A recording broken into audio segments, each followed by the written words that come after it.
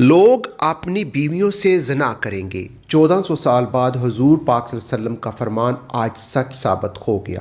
رسول اللہ صلی اللہ علیہ وآلہ وسلم نے فرمایا، لوگوں پر ایک زمانہ ایسا آئے گا جب میاں بیوی آپس میں زنا کریں گے۔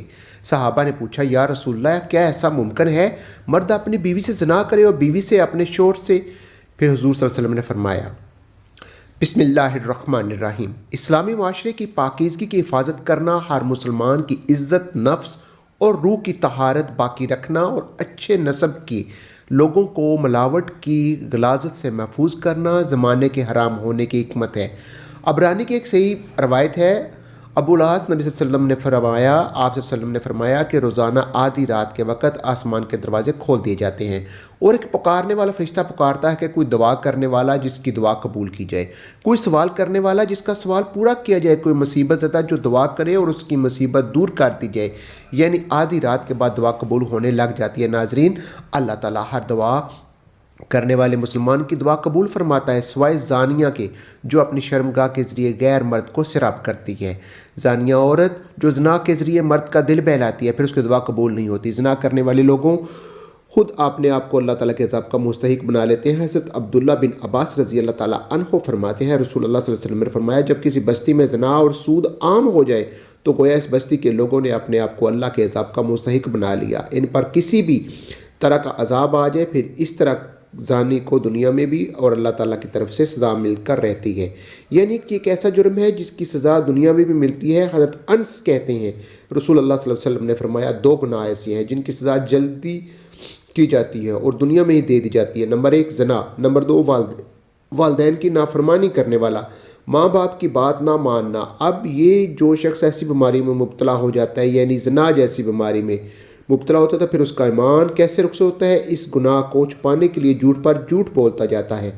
ایک نہیں کئی جھوٹ بولتا ہے۔ جب کوئی انسان جھوٹ بولتا ہے تو اس کے منہ کی بدبو سے فرشتے اس سے کئی میل دور چلے جاتے ہیں۔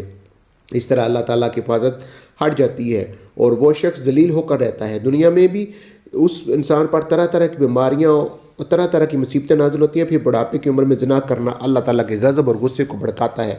پھر اسی طرح جس بستی میں زنا عام ہو جائے وہاں موتیں ہونے لگ جاتی ہیں، موت کی کثرت ہو جاتی ہے، قتل کی کثرت ہو جاتی ہے۔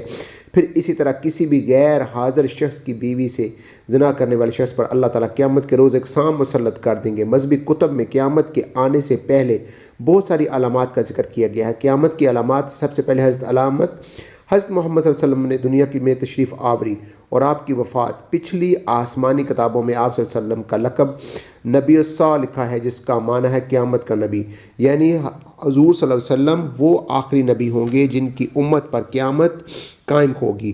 قیامت آنے سے قبل حضور صلی اللہ علیہ وسلم نے فرمایا، اولاد نافرمان ہو جائے گی، بیٹیاں تک ماں کی نافرمانی کرنے لگیں گی، دوست کو اپنا اور باپ کو پرایا سمجھنے لگ جائیں گے، علم اٹھ جائے گا اور جہالت عام ہو جائے گی، دین کا علم لوگ دنیا کمانے کے لیے حاصل کرنے لگیں گے، نااہل لوگ امیر حاکم بن جائیں گے، ہر قسم کے معاملات، عہدے اور مناصب نااہلوں کے سپرد کر دیے جائیں گے، جو جس کام کا اہل اور لائق نہ ہوگا وہ کام اس کے سپرد ہو جائے گا۔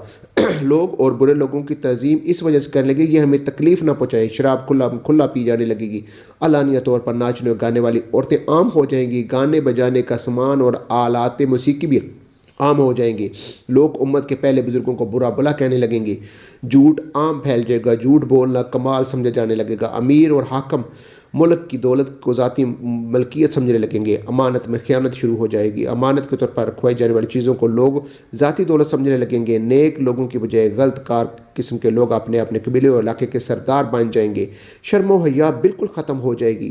ابھی موجودہ زمانے میں آپ خود دیکھیں، یہ سب علامتیں پوری طرح موجود ہیں۔ حضور صلی اللہ علیہ وسلم نے فرمایا، قیامت آنے سے پہلے ظلم و ستم عام ہو جائے گا، ایمان سمٹ کر مدینہ منورہ کی طرف چلا جائے گا، جیسے سانپ سکڑ کر اپنے بل کی طرف چلا جاتا ہے، ویسے حالات پیدا ہو جائیں گے کہ دین پر قائم رہنے والے کی وہ حالت ہوگی جو ہاتھ میں انگارہ پکڑنے والے کی ہوتی ہے۔ زکوٰۃ کو لوگ تابان سمجھنے لگیں گے، مال غنیمت کو اپنا مال سمجھا جانے لگے گا، ماں کی نافرمانی اور بیوی کی فرما برداری شروع ہو جائے گی، اور مرد کم ہو جائیں گے یہاں تک کہ ایک مرد 50 عورتوں کا نگران ہوگا۔ زناکاری بدکاری عام ہو جائے گی، حتیٰ کہ حضور صلی اللہ علیہ وآلہ وسلم نے فرمایا قیامت کے قریب زمانے میں لوگ اپنی بیویوں کے ساتھ زنا کریں گے۔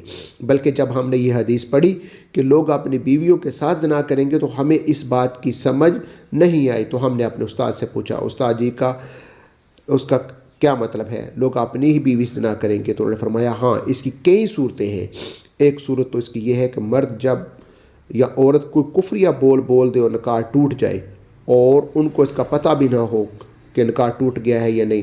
آج کل تو یہ بات عام ہے، لوگ اس بات کا علم ہی نہیں، بلکہ قاری ثناء اللہ پانی پتی نے لکھا ہے کہ اگر دو بندے گفتگو کر رہے ہیں کہ نے کہا یہ تو شریعت کی بات ہے، اگر نے جواب دیا کہ رکھ پرے شریعت کو، وہ آدمی کافر ہو گیا۔ تو ہمیں چاہیے ہم علماء سے پوچھیں کہ کلماتی کفر کون کون سی ہیں، یہ نہ ہو کہ ہم ایسے جملے بولیں، کفر کا ارتکاب کریں۔ کئی جملے تو بہت عام ہیں اور ان کا علم حاصل کرنا ضروری ہے۔ کہیں ہم نے اپنی گفتگو میں کوئی ایسی بات تو نہیں کہہ دی، اگر نکاح ٹوٹ گیا تو پھر آپ نظام میں میاں بیوی رہ رہے ہیں اور زنا کا گناہ لکھا جا رہا ہے۔